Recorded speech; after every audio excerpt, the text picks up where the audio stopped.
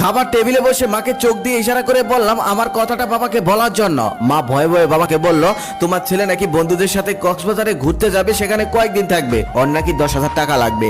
বাবা আমার দিকে তাকিয়ে বলল, কবে যাবে? আমি বললাম 5 দিন পর। বাবা তখন বলল, আচ্ছা ঠিক আছে, আমি 3 দিনের জন্য একটা কাজে বাইরে যাব, এই 3 দিন তুই একটু দোকানে বস, আমি ফিরে এসে তোকে টাকা দেই। আমি খুশি হয়ে বললাম, আচ্ছা ঠিক আছে, কোনো সমস্যা নেই, এই 3 দিন আমি দোকানে বসবো, তুমি তোমার কাজ সেরে আসো। পরের দিন আমি সকালে দোকানে চলে গেলাম। আমাদের ছোট্ট একটি দোকান আছে, কাপড়ের দোকান, সেখানে 2 জন কর্মচারীও আছে। আগে অনেকবার দোকানে গিয়েছি, তবে কখনোই দোকানে বসা হয়নি। দোকানে আমার এই প্রথম বসা। দোকানে আমার কাজ হলো কোন মাল কত টাকা দিয়ে কেনা আর কত টাকা বিক্রি করা সেটা লিখে রাখা, আর কাস্টমার আসলে কাপড় দেখানো। তারপর সেই কর্মচারীরা আমাকে কাজকর্ম বুঝিয়ে দিচ্ছিল। ঠিক সেই সময় সকাল সকাল একজন কাস্টমার আসলো।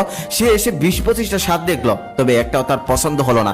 অবশেষে সে চলে গেল। আমি বিরক্ত হয়ে কাপড়গুলো গোছাচ্ছিলাম, তখন একজন কর্মচারী এসে বলল, ভাইয়া বিরক্ত হলে চলবে না, সবসময় হাসি মুখে থাকতে হবে। কিছু কিছু কাস্টমার এসে দোকানের সমস্ত কাপড় দেখে ফেলবে, তবে একটাও নিবে না, কিচ্ছু করার নেই, তারপরেও হাসি মুখে থাকতে হবে। তার কিছুক্ষণ পর আরেকটা ছেলে আসলো।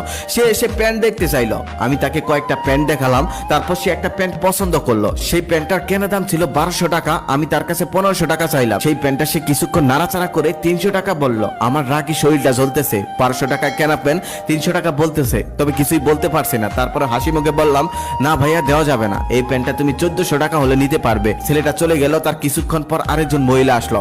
এসে সমস্ত দোকান উলট পালট করে ফেললো। তারপর 2টা কাপড় পছন্দ করলো। পছন্দ করার পর বলতেছে, আমার হাজবেন্ড 3 দিন পর স্যালারি পাবে, 3 দিন পর এসে আমি এই কাপড় দুটি নিয়ে যাব, রেখে দেন। রাগে আমার শরীর জ্বলতেছে, কিন্তু আমি কিছুই বলতে পারতেছি না। তারপর তাকে হাসি মুখে বললাম, ঠিক আছে আন্টি, আঙ্কেল যখন টাকা পায় তখন এসে কাপড়টা নিয়ে যান, সাথে আঙ্কেলকেও নিয়ে আসবেন। তার কিছুক্ষণ পর একটা ছেলে আর একটা মেয়ে আসলো।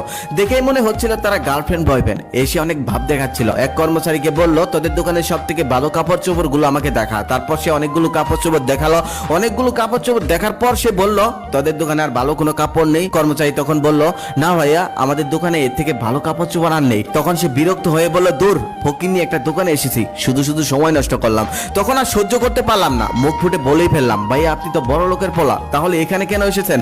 আপনি তো যাবেন যমুনা ফিউচার পার্ক কিংবা বসুন্ধরা সিটিতে, এখানে এসে কেন সময় নষ্ট করছিলেন? তখন আমাদের দুজনের মধ্যে কথা কাটাকাটি হচ্ছিল। ঠিক সেই সময় আমাদের এক কর্মচারী তার কাছে মাপ চেয়ে বলল, ভাইয়া প্লিজ আপনি চলে যান। তারপর ছেলেটা চলে গেল। তারপর কর্মচারী আমাকে এসে বলল, ভাইয়া এমনটা করা যাবে না, আমরা দোকানদার, আপনি তো প্রথম এসেছেন তাই জানেন না, প্রতিদিন কত রকমের কাস্টমার আসে, কত মানুষ কত কথা বলে, সেগুলো আমাদের সহ্য করতে হয়, হজম করে নিতে হয়, শুনেও না শোনার ভান করতে হয়, কিছু করার নেই, আমরা দোকানদার। ওই যে কথায় আছে না, খদ্দের লক্ষ্মী দোকানদার পেঁচা। তারপর সারাদিন দোকান করে আমি একটা হিসাব করে দেখলাম, সমস্ত খরচ বাদ দিয়ে আমি মাত্র ইনকাম করেছি মাত্র 800 টাকা। এভাবেই 3 দিন দোকান করলাম। 3 দিন দোকান করার পর হিসাব করে দেখলাম 3 দিনের সমস্ত খরচ বাদ দিয়ে আমি মাত্র ইনকাম করেছি 5000 টাকারও কম। আবার এই 3 দিনে আমি যে কষ্টটা করেছি, আমার জীবনে আমি এত কষ্ট করিনি, এত মানুষের কথা শুনিনি, কখনোই এত মানুষ আমাকে অবহেলা করতে পারেনি। তারপর সে রাতে আমি ঘরে শুয়ে শুয়ে মোবাইল টিপছিলাম। ঠিক সেই সময় বাবা আমার পাশে এসে বলল, এই নিয়ে তো 10,000 টাকা। আমি তখন বাবাকে বললাম, বাবা কিসের টাকা? তখন বাবা আমাকে বলল, কেন, তুই না বন্ধুদের সাথে কক্সবাজারে ঘুরতে যাবি, সেখানে না টাকা লাগবে? তখন আমি বললাম, না বাবা, আমি ঘুরতে যাব না।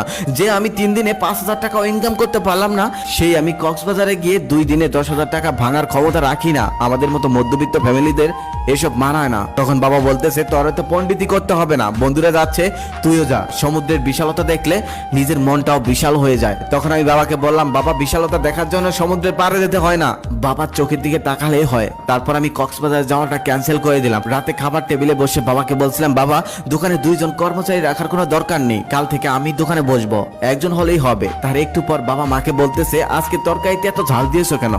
চোখে পানি এসে যাচ্ছে।